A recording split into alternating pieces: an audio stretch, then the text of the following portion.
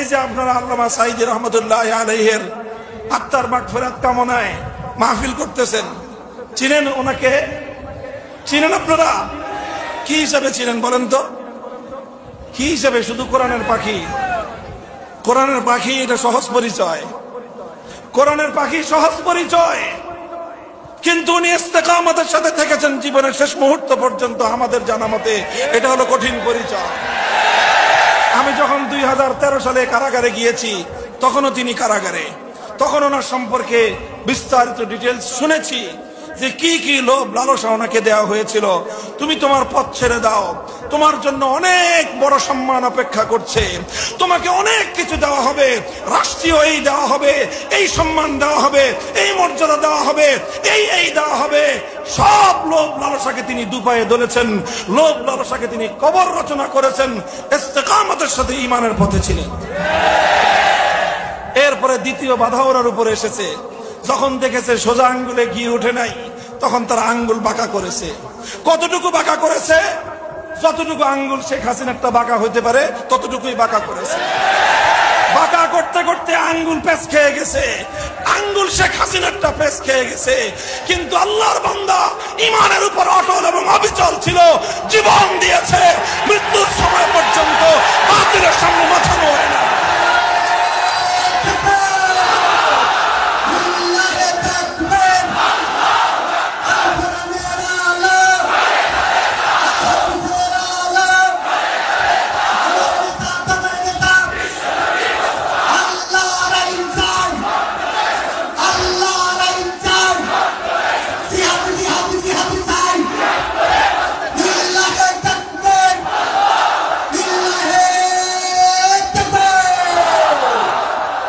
মুহতারাম হাজিরিন, এই জন্য বললাম ইস্তেকামতের সাথে থাকতে গেলে কখনো আপনার উপর আপনার সামনে লোভ লালসার বাধা আসবে, এই বাধা ডিঙ্গাতে হবে। এরপরে আসবে ভয় ভীতির বাধা, ওই বাধাকেও ডিঙ্গিয়ে যখন আপনি সামনে চলতে পারবেন, তখনই আপনাকে ইস্তেকামতের সার্টিফিকেট দেওয়া হবে। ইমাম আবু হানিফা রহমতুল্লাহ আলাইহি, ইমাম আবু হানিফা রহমতুল্লাহ আলাইহি ইস্তেকামতের এই দৃষ্টান্ত মুসলমানদের ইতিহাসের প্রতিটি বাঁকে বাঁকে খুঁজে পাওয়া যাবে। ইসলামী উম্মার 1400 বছরের ইতিহাস ইস্তেকামতের ইতিহাসের সোনালী পাতার দ্বারা ভরপুর। ইমাম আবু হানিফা রহমতুল্লাহ আলাইহি সময়ের অত্যাচারী শাসক, ওনাকে ওনার হকের পথ থেকে বিচ্যুত করার জন্য প্রথমে প্রস্তাব করেছিল চিফ জাস্টিস হওয়ার অফার। কি অফার? কি বললাম? প্রধান বিচারপতি হন আপনি, রাষ্ট্রের প্রধান বিচারপতি। রাষ্ট্রনায়কের পরেই, প্রধানমন্ত্রীর পরেই সবচেয়ে গুরুত্বপূর্ণ দায়িত্ব ছিল প্রধান বিচারপতি। ইমাম আবু হানিফা রহমতুল্লাহ আলাইহি চিন্তা করেছিলেন, যদি আমি এই লোকের অধীনে প্রধান বিচারপতির দায়িত্ব গ্রহণ করি, তাহলে আমার দ্বারা সে সমর্থিত হবে। অথচ সে হলো একজন জালেম, সে একজন অত্যাচারী।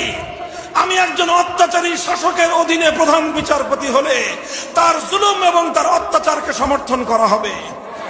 ইমাম আবু হানিফা রহমতুল্লাহ আলাইহি প্রত্যাখ্যান করলেন যে না, আমি প্রধান বিচারপতির মন্ত্রিত্ব চাই না, আমি প্রধান বিচারপতির এই আসন গ্রহণ করে একজন জালেমকে বৈধতা দিতে পারি না।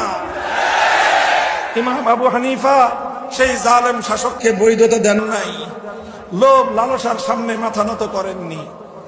লোভ লালসার সামনে যখন কেউ মাথা নত না করে, তখন তার সামনে দ্বিতীয় বাধা কি আসে? কি বলেছি?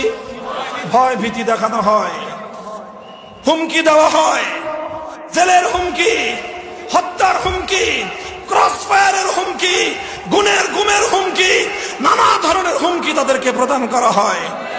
ইমাম আবু হানিফার জীবনে সেই বাধাও এসেছে। ইমাম আবু হানিফা যখন জালিমের প্রধান বিচারপতির পদ এটাকে রিফিউজ করে দিলেন, প্রত্যাখ্যান করে দিলেন, তখন ওনার সামনে দ্বিতীয় বাধা আসলো, ভয়ভীতির বাধা। পুলিশ পাঠিয়ে ওনাকে গ্রেফতার করে নিয়ে যাওয়া হলো, ওনাকে কারাগারে বন্দী করা হলো। উনি কারাগারের অন্ধকার প্রকোষ্ঠকে বেছে নিলেন, অগ্রাধিকার দিলেন, জালিমের সামনে মাথা নত করেন নাই। এরপরে জালিম দেখলো যে এই নোমান ইবনে সাবিত ইমাম আবু হানিফাকে এভাবে বাগে আনা যাবে না।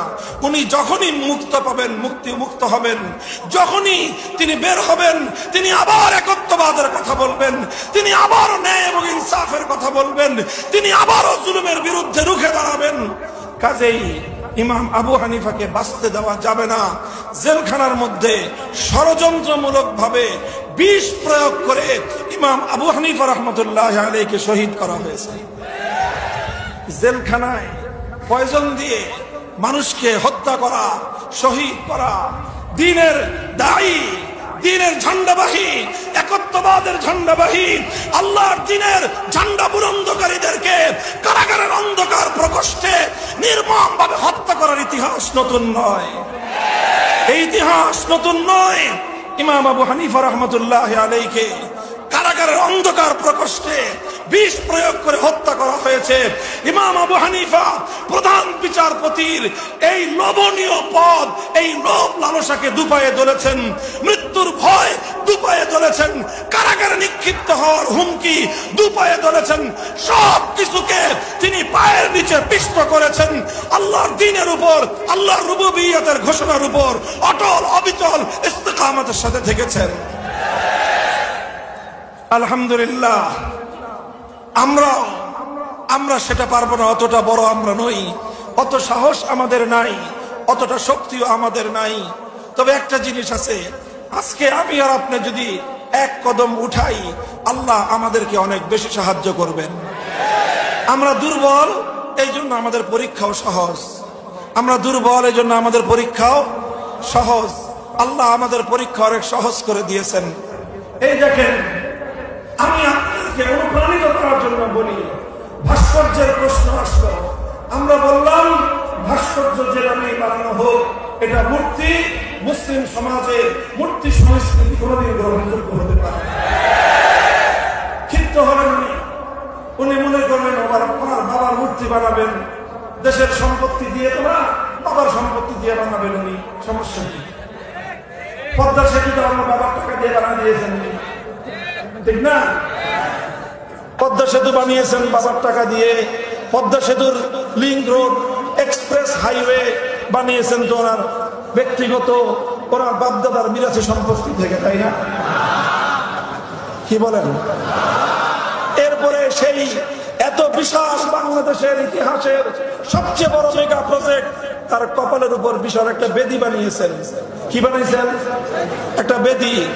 এরপরে সেই বেদির উপর বিশাল এক মূর্তি বানাবেন। কত স্বপ্ন ওনার, কত পরিকল্পনা। সেই বেদিটা হবে ওনার বাবার মূর্তি, সেই বেদিতে বসবে। বাংলাদেশের মানুষ যখনই পদ্মা সেতুর দিকে রওনা করবে, তখনই তার বাবার চরণে, কদমে তার বাবার চরণে শ্রদ্ধা অবনত হবে। এই ছিল তার স্বপ্ন, যে একটা মুসলিম জাতি ধীরে ধীরে হিন্দুয়ানি কালচারের দিকে ধাবিত হবে, একত্ববাদের চেতনা ফুলন্টিত হয়ে সেই শিরকি চেতনা মুসলমানদের সমাজে বাস্তবায়িত হবে। এই স্বপ্ন ছিল ওনার। বাদ সাধলো কিছু মোল্লা মৌলভী। আমরা বললাম যে না, হিন্দুরা তাদের মন্দিরে মূর্তি বানায়, ওটা নিয়ে আমাদের কোনো আপত্তি নাই।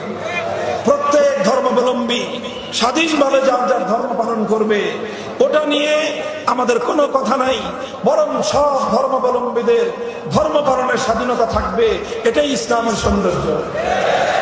কিন্তু 90% মুসলমানদের সম্পদ দিয়ে, মুসলমানদের এলাকায়, মুসলমানদের সমাজে জাতীয় স্থাপনা ভাস্কর্যের নামে মূর্তি বানিয়ে মুসলমানদের সমাজকে মূর্তি সংস্কৃতির দিকে ধাবিত করা হবে। আর সমাজ বেঁচে থাকতে এটা হবে না। আমাদের উপরে উনি খুব খেপলেন, খুব রাগান্বিত হলেন।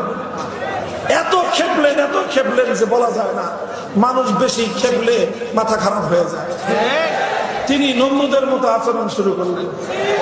কার মতো? আমি পরিষ্কার ভাষায় বলেছি, আজও বলি, একটা নমরুদ, একটা ফেরাউন, একটা কারুন, আর একটা আব্দুল্লাহ ইবনে উবাই, রইসুল মুনাফিকিন, চারটাকে একটা গ্লাসের মধ্যে গোলাইলে একজন শেখ হাসিনা জন্ম নেয়। যদি ব্যাখ্যা জানতে চান, আমার কাছে তার স্পষ্ট ব্যাখ্যা আছে। ব্যাখ্যা ছাড়া কথা বলি না, যুক্তি দিয়ে প্রমাণ দিয়ে আমি দেখায় দিব। ওনার প্রতি ব্যক্তিগত কোনো আক্রোশ আমার নাই, ব্যক্তিগত কোনো ক্ষোভ রাগ অনুরাগ থেকে আমি বলছি না কথা, কিন্তু উনি তাওহীদ এবং শিরকের প্রশ্নে উনি শিরকের পক্ষ নিয়েছেন, আমরা তাওহীদের পক্ষ নিয়েছিলাম। আমরা তাওহীদের কথা বলেছিলাম, উনি শিরককে বাস্তবায়ন করার চেষ্টা করেছিলেন। তাওহীদ এবং শিরকের লড়াইয়ে আমরা কারারুদ্ধ হয়েছি, আমরা মাজলুম হয়েছি, তিনি আমাদের উপর জুলুম করেছেন। আর জালেম আর মাজলুমের লড়াইয়ে প্রথমে ওনাকে বিজয়ী দেখা গিয়েছে, চূড়ান্ত বিজয় ওয়াল আখিরাতু লিল মুত্তাকিন আল্লাহ আমাদেরকেই দিয়েছে।